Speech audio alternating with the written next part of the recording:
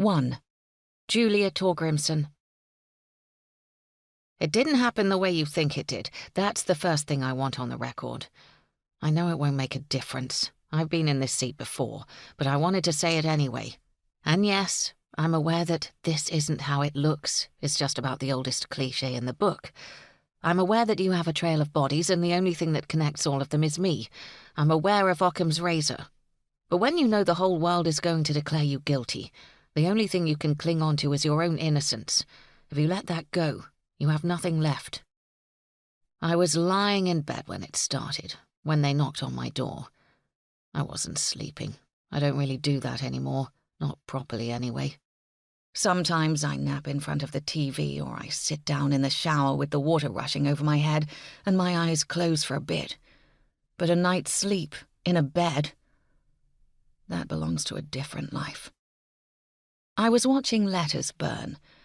I still get them, even after all this time. Fan mail. How ridiculous is that? I don't even read them anymore. There's no point. Nobody left in my life has any business sending me letters. I put them all in this small metal pot and set them on fire. It was 10:44 p.m. I remember because apart from the little fire, the digital clock on my bedside table was the brightest thing in the room.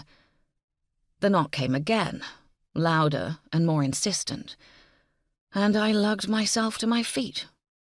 I didn't know who was bothering me at this time of night, but they were certainly about to find out how I felt about it. DC Mark Cochran. I'm knocking at the door, and I'm thinking to myself, Julia Torgrimsen. Julia Torgrimsen, you know? The whole ride over I've been thinking about that criminology unit I did at college that basically dedicated a whole module to her. I wrote a paper on her solving the Ealing murders in '04. DCI Grossman dragged me along because I was the only member of his team left in the station at that time, and he said something about how he was going to need someone to level out the fury. But honestly, I was barely listening. The moment he mentioned her name, I had my keys in my hand and was headed for the car. Jesus! I didn't even know she was still alive, you know.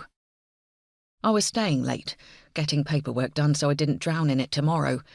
I told Kate I didn't know when I'd be back, so she'd have to feed Lucifer, which she wasn't best pleased about. She hates that cat. We were meant to have dinner together, but she's used to me flaking by now. When we started going out and I was still doing my detective training, I told her, sometimes you're just not going to see me, you know. If this is going to work, you have to know that. Sometimes the job is going to take precedence.